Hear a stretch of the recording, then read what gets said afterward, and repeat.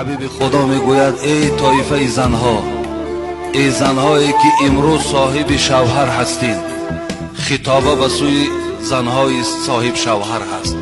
ای زنهایی که شوهر دارین، فراموش نکنین که بزرگترین حق بالای شما حق شوهر است. از همه بزرگترین حق بالای تو حق شوهر است. حتی حق پدرت نیست، حق مادرت نیست، حق معلمت نیست، حق داملای محلت نیست، بلکه حق شوهر بالای تو میسته. از همه این حق ها دیده بالای تو اولین حق شوهر دارد. از این خاطر باید حق شوهر پایمال نکنی.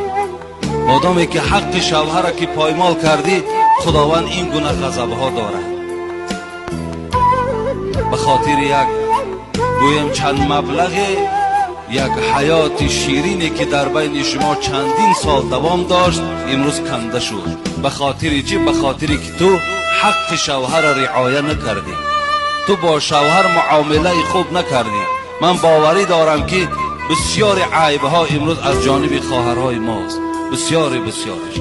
اگرچند در این بین جوانهای بد اخلاق هم وجود دارد، اگرچند در این بین مردهای گویم ظالم و مردهای نادرست فهم هم وجود دارد، لیکن اکثریت از جانب خواهر دخترها، اکثر عائله ها ویران می شود. این چنین همین خواهرم اگر من تفتیش کنم میایم باور کن به خلاصه ای که همین خیلی گویم که یک درد دل همون شوهر بیدار کرده است که شوهر این آدم دو بار روی هم طلاق داده است.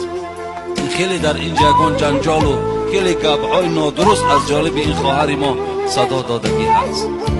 و این خاطر فراموش نکنیم که باز میگویم که بزرگترین حق بالای هر یک دختر شوهردار حق شوهرش میسته. حتی اگر مادر یا پدر حقوق ندارد که زن به اجازت شوهر خانه خودشان برند. خانه ای که 18 سال تربیه کرده است یا 20 سال در همون خانه تربیه کرده است، به اجازت شوهر دستی او را گرفته خانه بردن نمیتواند. این از حکم شریعت.